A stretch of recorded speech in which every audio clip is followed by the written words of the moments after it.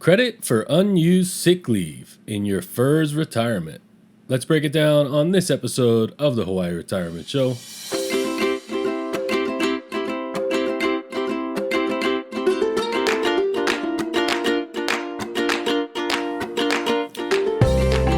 All right, welcome everyone. Thanks for tuning in to this episode of the Hawaii Retirement Show. Today's episode, we're going to be breaking down your unused sick leave for your FERS retirement. We're going to talk a little bit about how that unused sick leave can be calculated to count for credible years of service in your FERS pension computation. So all of our federal workers out there, I'm sure you're aware you get 4 hours each pay period, which is bi-weekly. So I ran a couple numbers here just to see. If you had a 20-year career, that would come out to 2,080 hours, if you didn't use any, obviously. And if you had a 30-year career, it would come out to 3,120 hours. So you can definitely accumulate quite a bit of hours that can be tacked on to your FERS pension, your FERS annuity there. So there's no limitation to the amount of sick leave you can accumulate. If you work for 40 years, you just keep accumulating. They don't cap it. And one thing to keep in mind is sick leave cannot be used to meet the years of credible service. It can just be added to years of credible service. So in other words, if you need 20 years at a certain age of credible service, you can't use the sick leave because you worked 18 and then you tack on 2 years to get yourself up to 20. But what you can do is once you reach that age and that minimum amount of years, you can add sick leave onto that. So just think of it as it can't get you to that minimum retirement years of service. It can just add on once you reach that threshold. So it's important to look at FERS sick leave as years, months, and days, not so much hours.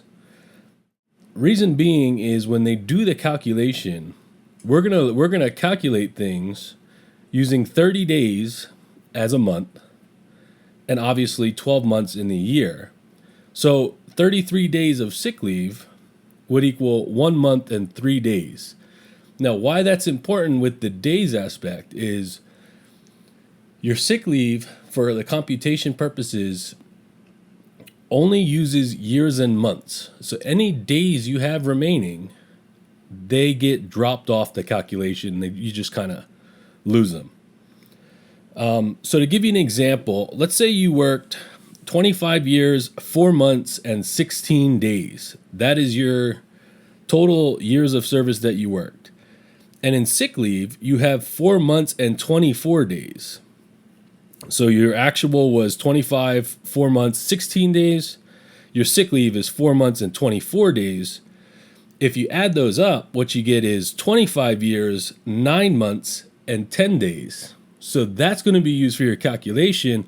But those 10 days, they drop off. So for your calculation, it's 25 years and 9 months. Now, it would be really hard and kind of splitting hairs if you tried to figure out the calculation to the point where you don't waste any extra days. But if you wanted to take the time and really dissect what that would look like, I guess you could. One thing to keep in mind is that 1 day does not equal 8 hours for the unused sick leave computation. It's more like 5.8 or roughly 6 hours of sick leave counts as a day. So it's not as simple as looking at your total sick leave and dividing it by 8 to figure out your calculation. It's actually better for you. It's more advantageous that they set it up to be less than 8 hours. To figure out exactly, there's a really great chart on the opm.gov website where you can look up, it'll show you if you know the hours by looking at your pay stub of how much sick leave you have. There's a kind of a XY chart there that'll bring you to how many years, months, and days does that equal.